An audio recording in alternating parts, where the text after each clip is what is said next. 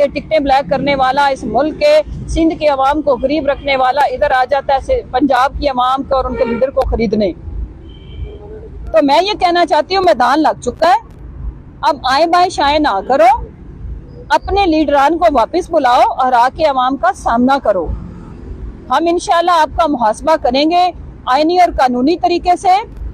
और जो आप लोग, इसका मतलब ये है, मैं तो हैरान होगी उसकी बात सुन के। अब कॉन्फिडेंस लेवल चेक करें कि जावेद लतीफ के कहने का मतलब ये है कि नवाज शरीफ, सल्तनत शरीफिया ये कानून से बालातर है, जाती उमरा की लौंडी है मेरे मुल्क आइन के, ये जितनी मर्जी चोरी करें, वो चोरी साबित भी हो जाए तो इनको हम सजाएं, हमारे मुल्क के इदारे और इनको अंदर नहीं कर सकते, इनको पकड़ नहीं सकते क्योंकि वो कानून से बालातर है।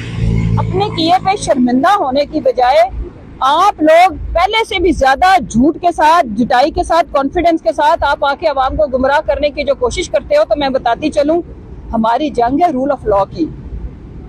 आपको तो पहले कियों का हिसाब देना पड़ेगा।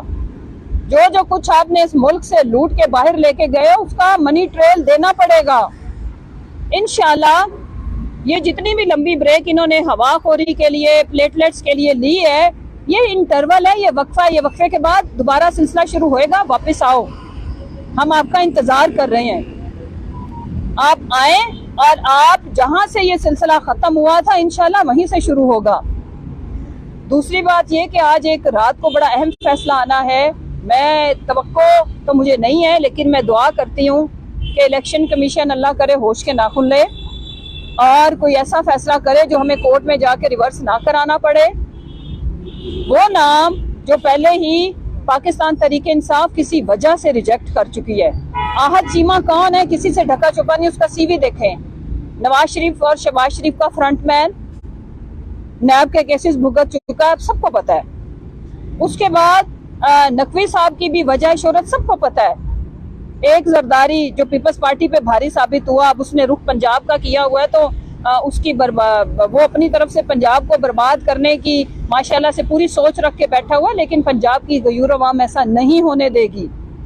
अगर कोई ऐसा फैसला आया, देखें अगर इन नामों के ऊपर इत्तेफाक होना होता तो फिर इलेक्शन कमीशन में बात ना जाती। इलेक्शन कमीशन में इसलिए बात गई है क्योंकि हमारा इन नामों के ऊपर इत्तेफाक नहीं है, और अगर कोई इन्होंने इस तरह का फैसला किया, हम उसके ऊपर अवामी रद्द-ए-अमल भी आएगा हमारा, और हम इंशाल्लाह कोर्ट्स का भी रास्ता लेंगे।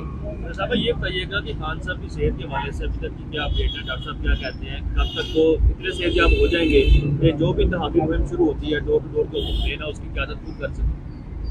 देखिए, उन्होंने इंतखाबी जलसे करने हैं, डोर टू डोर तो हम कर ही रहे हैं, और हम तो अल्हम्दुलिल्लाह इंतखाबी जो लवाजमात है, जो मरहला उसमें चले गए। हमारी डोर टू डोर कैंपेन शुरू है, हमारी रैलियां शुरू हैं। आज आपको पता ही है, आप सारा दिन हमारे साथ थे। NA 121 में जमशेद चीमा साहब और मैंने रैली निकाली, 4 घंटे वो रैली चली और कोई एक बंदा भी नहीं हिला हमारी। तो आज तो मैं पूरे NA 121 में अपने हल्के की बात कर रही हूँ, वहाँ पे जलसे इलेक्शन की रंग देख रही थी, और ये सिलसिला हमारे हर NA लेवल पे जारी है।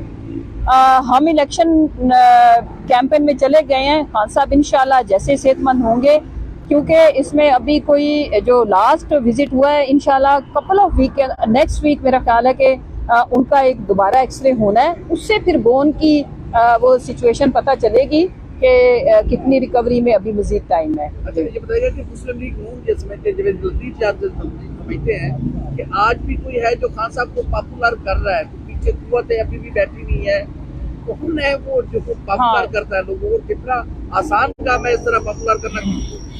अल्लाह की ज़ात। वो बात बिल्कुल सही कर रहे हैं कि कोई ज़ात है जो उनको पॉपुलर कर रही है, और वो अल्लाह की ज़ात है, और अल्लाह के बाद अवाम की ताकत और अवाम का भरोसा है, जिसको वो तोड़ने का हम सोच भी नहीं अब सकते। खान साहब का एक ही स्टांस है कि मैंने अपने अवाम की जो मेरे से तवक्कुआत है, मैं उनको नहीं तोड़ूंगा, भले मुझे अपोजिशन में बैठना पड़े, भले मुझे जौन सा मर्जी, अब मैं कोई कंप्रोमाइज नहीं करूंगा। और पहले चूंकि कंप्रोमाइज थी हमारी गवर्नमेंट, हम अलान कहते हैं कि हमारी पंजाब के अंदर भी मेजोरिटी उस तरह से नहीं थी कि हम स्ट्रॉन्ग किस्म की रिफॉर्म्स या लेजिस्लेशन कर पाते, और वफाक के अंदर तो बहुत ही हालात बुरे थे, एक MQM का मूड खराब कर दिया जाता था, वो सबको पता है। जो एस्टेब्लिशमेंट की नर्सरियों में पलने वाले वो पप्पू बच्चे जो आज इस मुल्क पे एक देव की शक्ल मानिंद इख्तियार कर चुके हैं, वो आ जाके जिनको तड़ियां लगा रहे हैं उन्हीं को मुबारक हो, लेकिन पाकिस्तान की अवाम इनको धुतकार चुकी है, वो दोबारा इनको मौका नहीं देगी। और ये जो जुगाड़ सिस्टम है उसका भी हम इंशाल्लाह मुकाबला करेंगे।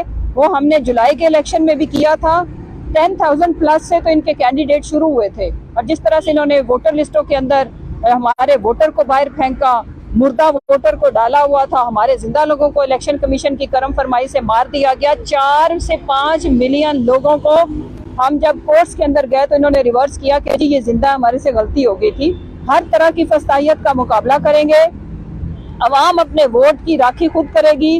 अब अवाम ने जीतना है, जमहूरियत ने जीतना है।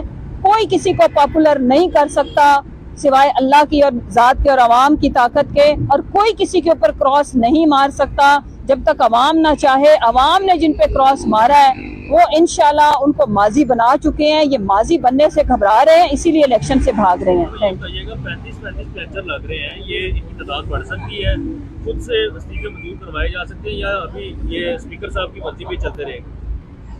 बेसिकली तो अकल के अंधे हैं। ये जो काम हम इनसे रिक्वेस्ट करके करवाना चाहते थे, ये हमारी दूसरी मूव से घबराहट का शिकार होकर कर रहे हैं। तो थैंक यू वेरी मच।